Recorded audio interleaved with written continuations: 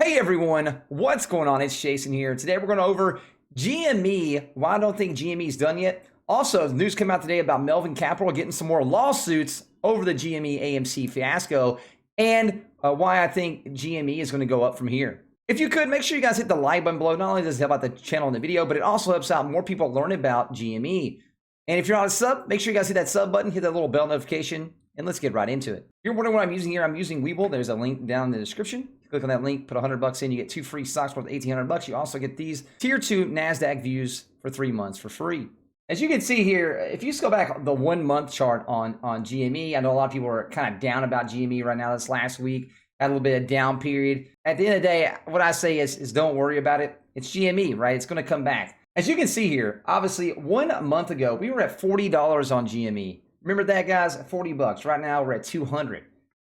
As you can see here, at $40, we did have a shoot up, and then we had a flattening out period.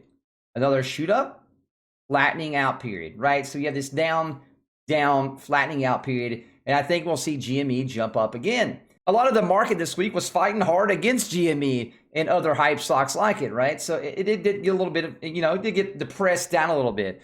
We had the 10-year and 5-year treasury rate yields come up very high, made a lot of the market sell off. We also had a little bit of a manipulation this week as well, as you can see right here. But on Friday, we did have a good bump up. We did come back down. But at the end of the day, we did have a good bump in the middle of the day right here. Pull this back in the 1 minute chart. As you can see on Friday, obviously we got all the way up to $227 again. We did flatten out and ended up around $200 at the end of the day. But hey, we came up from the low of 182, got it back to the $200. And out of all the stuff that's happening Friday and all the attacks from the hedge funds and everything, we'll take it. $200 is still great. And again, if you pull that chart back to the 1 month, you actually kind of look like you do see the little bullish figures there. The stock is definitely looking bullish still. If you bring up the options chart, I do think these options, you'll start seeing these options fill in throughout the week again and create a more bullish vibe in the options. I think you'll see a lot of $250 options this week fill in, and a lot of these options will fill in throughout the week. Obviously, we had witching day on Friday that cleared out a lot of options as well. But I do think throughout this week, you'll see a lot of options filling back in and going forward into next week as well. I think you'll see even more options and a more bullish outlook. Again, if we pull back on the 1 month right here, again, this is great movement. You're gonna have some consolidations here and there, right? And then you'll see another outbreak. I would not doubt to see. I'm not counting GME out at $400 again. I think we could definitely see $400 again on GME. One, obviously, it does determine on buy volume and things like that. Remember, I'm not a financial advisor. I just like looking at charts, looking at the fundamentals, and seeing where I think they're going to go. Again, you don't want to listen to a nerd like me on the internet. Make sure you guys are doing your own D&D and your own research. Now, I did want to bring this up real quick. If you guys didn't know, Melvin Capital is getting sued. They have 11 different lawsuits. So 11 lawsuits right now. I've been looking into this throughout the day as well. We did have some rumors back in the 1st of February about them getting sued. This is the first, obviously, filings that I've seen to confirm that. This right here says, obviously, you can see their Form ADVs, but it says Melvin Capital and other undisclosed parties are being sued not by one, but by 11 different law firms for preventing the squeeze from squeezing. We're not talking about a simple violation here. We're talking about the biggest judicial gangbang of your lifetime. It's pretty bad, though, obviously, and Melvin Capital get in trouble. Again, these guys get sued a lot, right? This isn't like the first lawsuit Melvin Capital's been through. Just like the first lawsuit it's just not the first lawsuit that hedge funds go through. They get sued a lot. But we can get a lot of stuff coming to light with when somebody gets sued, right? You can get a lot of this official announcements getting released. This right here just shows you all the lawsuits, obviously, on what pages and things like that.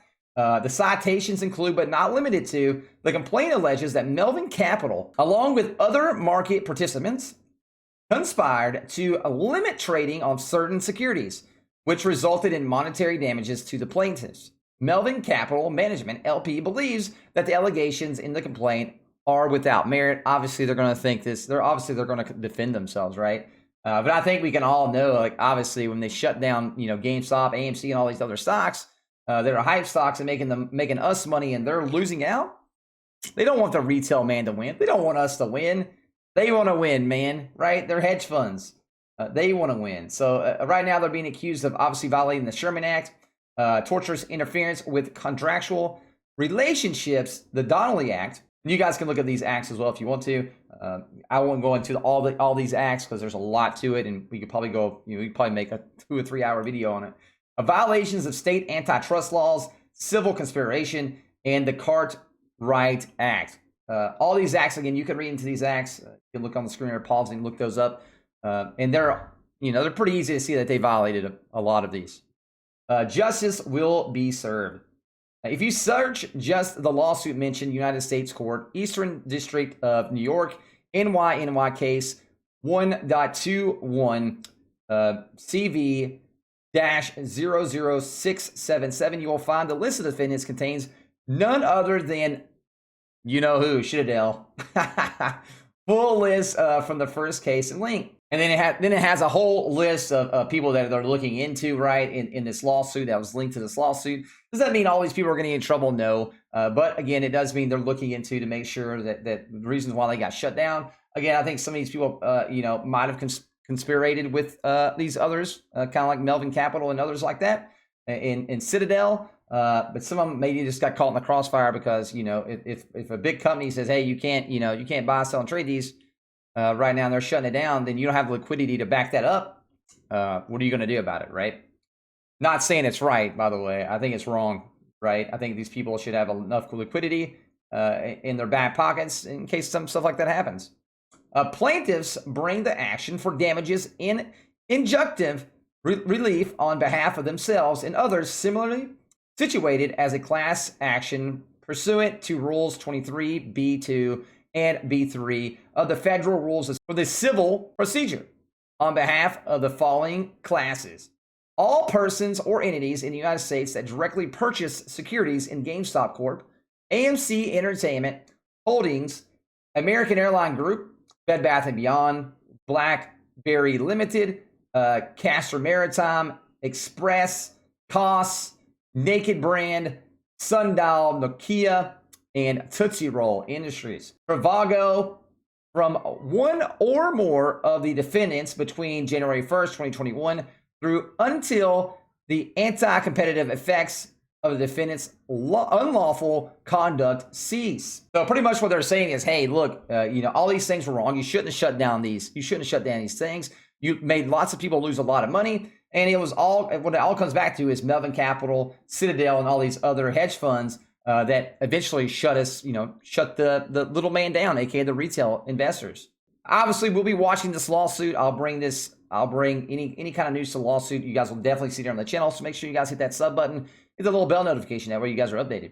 The next biggest thing this week, obviously, that's going to be coming to light, that could give GME a boost in the price. We have earnings coming up on the close of March 23rd.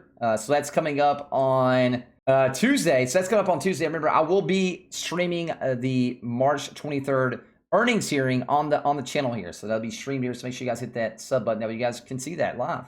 So obviously, the next biggest thing coming up after that is the PCE measurements come out, and that's for the inflation numbers. Both of these things could definitely have a effect on GME and GameStop. Obviously, earnings would have an effect. And then if the market goes crazy over inflation numbers year over year, that could also cause some volatility in the market, which could eventually cause some volatility in GME. On Friday, the U.S. Bureau of Economic Analysis will release its report of February personal consumption expenditures, PCE, or the change in the value of goods and services purchased by the U.S. consumer. The core measure of PCE, which excludes more volatility food and energy prices, serves as the Federal Reserve's preferred gauge of underlying inflation in the U.S. economy. So obviously, if those numbers are big, it could definitely cause some dips or more volatility in the market. Consensus economics expect to see headline PCE to rise by just 0.3% month over month to match January's tepid rate. Core PCE likely rose by an even smaller margin, or by 0.1%, following a 0.3% January rise, according to consensus. And over the last year, or core PCE is expected to have just risen only 1.5%, which is normal, right? Anything below 2% is pretty normal. holding well below the Federal Reserve's 2% target as it has for years. Obviously the Federal Reserve wants to be around 2%. They think it's going to be around 1.5%. And obviously this month right here, it shouldn't be that bad. So it might not have the biggest effect, but it's something to look out for. Again, the PCE numbers. But with the post-pandemic economy recovering underway, and not to mention trillions more pumped into the economy via the latest relief package, many investors have been nervous looking for signs of rapid inflation. This fear might prompt a tightening of financial conditions by the Federal Reserve and increase in borrowing costs for companies and consumers. Signs of core PCE inflation are likely to start pushing decidedly higher this spring, since the year-over-year data will lap with depressing levels from the same period of 2020 when the start of the pandemic weighed pronouncedly on economic activities. Like I've said plenty of times on this channel, obviously, for a couple months here coming up, we're going to look at some year-over-year numbers that aren't going to be nice looking at. But I do think once we get into the summer months, it's going to start going back down to normal. And there's nothing you can do about it, right? You have economy shut down. You look at it from year over year. If you look at April, this April compared to last April, it's going to look bad. Yeah, the economy shut down. Now that's not the effect, right? Given these base effects, the Federal Reserve has maintained that inflation this year will be transitory and will stay for the coming years. So the Fed earlier this month upgraded its outlook of core PCE inflation to 2.2% this year from the 1.8% rise it saw in December's projections.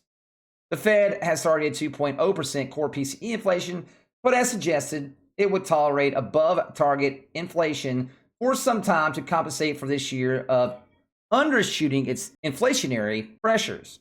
So then we got the GameStop earnings. While the fourth quarter corporate earnings season has slowed down, a small number of notable companies are still set to report results this week. GameStop, the poster child of the latest surge in retail investors, aka us, is set to report fourth quarter results Tuesday afternoon, and we'll be streaming those here live. However, in the eyes of many Wall Street analysts, GameStop shares have not been trading according to fundamentals like earnings results this year. Instead, shares have been pushed astronomically higher by a frenzy of speculative interest among traders, many of whom have convened on forums like Reddit to discuss a potential for the stock. I don't think it's just Redditors either. I think it's a lot of people looking at it that anybody looks at it, right? I really wasn't on Reddit a lot, but when you see this stock, honestly, being heavily shorted, like anybody could see that. Anybody could see this thing getting pushed up. All you need is volume on shorted stocks, right? And it's not just GameStop; it's other stocks as well. You have your AMC's and your Costas and all those stocks that were very heavily shorted. It doesn't take a genius to see that a heavily shorted stock.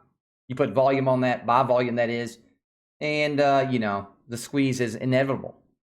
The stock was identified as a target for short squeeze in January due to its elevated short interest, prompting a flood of purchases to force shorts to cover their bets and push the stock higher.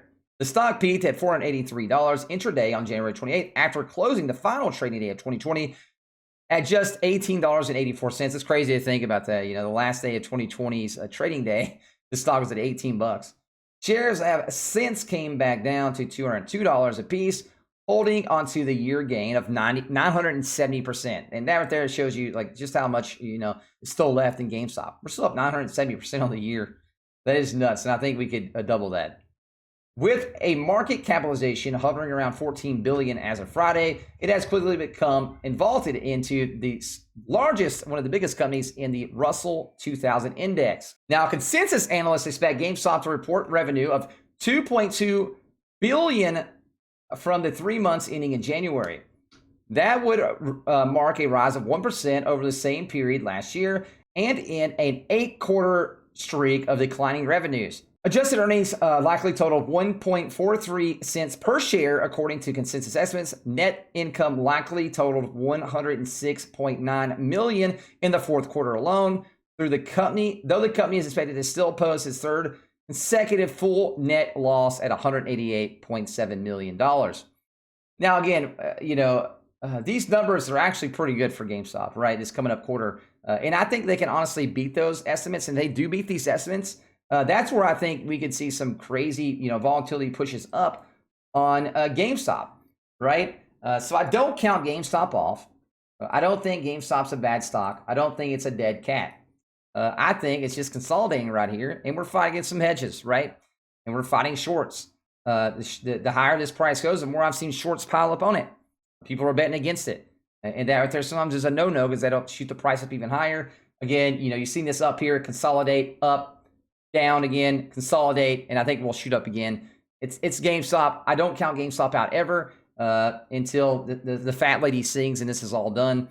Again, if you guys like this video, make sure you guys hit the like button below. Make sure you guys hit the sub button. If you guys want to join our Discord community, there's a Discord link down below. I'd love to have you guys in the Discord as well. And hey, if you guys want to stay up to date on other stocks and stocks in general, there is a Patreon link down below for private info on stocks and private live streams as well. I'll see you guys in the next one.